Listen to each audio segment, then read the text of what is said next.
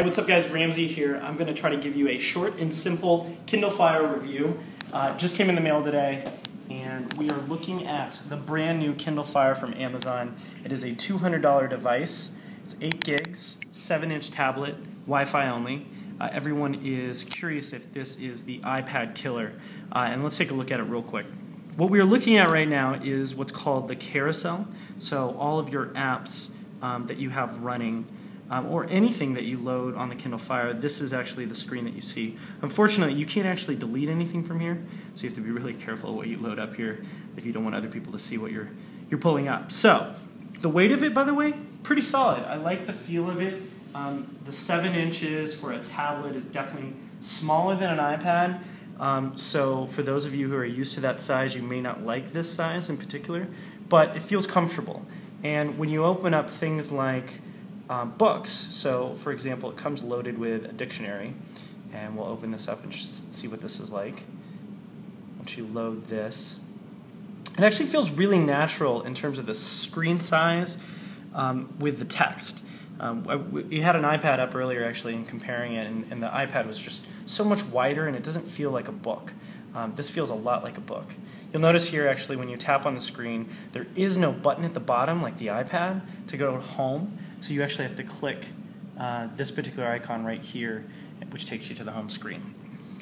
So let's look at the web browser. The web browser, which is called Silk, is an experimental browser. People have been talking about this because it actually uses server-side caching and it's supposed to be faster. I haven't noticed much of a difference with it. I've got Gmail running, which for those of you who do not know, Gmail is not actually natively running on the Amazon Kindle. It's not a true Android tablet, so it doesn't have things like email built into it, so you have to run things like the web-based version of Gmail. However, the browser does feel pretty good. It is pretty responsive, and in general, you actually notice how the screen moves pretty quickly depending on how you touch the screen. And I know the reason why I point that out is that other tablets don't they're not as responsive, actually, as the iPad. An iPad seems to be the sort of benchmark in which people want to interact with touchscreens. So let's look at a couple other features. Running music. It's really a very content-centric device. I downloaded an Adele song, and if you load it up here, it syncs with Amazon's cloud service, which is pretty sweet. But it's actually pretty impressive in terms of how quickly things load. You'll notice that loaded very fast, and there's actually 2 speakers at the top here, and actually only a headphone jack and a power button. That's it in terms of buttons on the particular device. What I did find really impressive, and probably which makes this is probably the most notable feature of the Amazon Kindle, is video.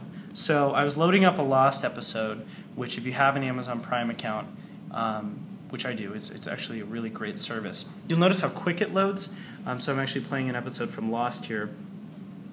We're using Wi-Fi, obviously, because Wi-Fi is the only type of connection you can use to access content on this particular device. But you'll notice that it loaded really quick. It looks gorgeous.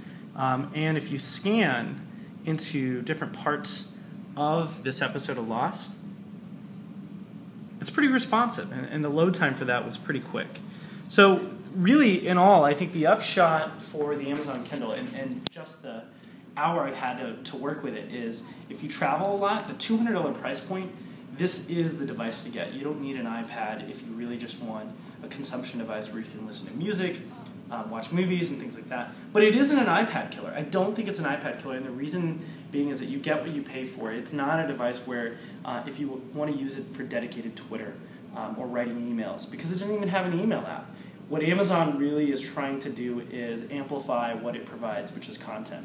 That's music, that's movies, that's video, that's books, and that's what this device does. It does it really well, and at $200, it's a great gift price. So if you're looking for something to get Dad, and he's kind of a gadget guy, this is a great device. Check it out, Amazon.com.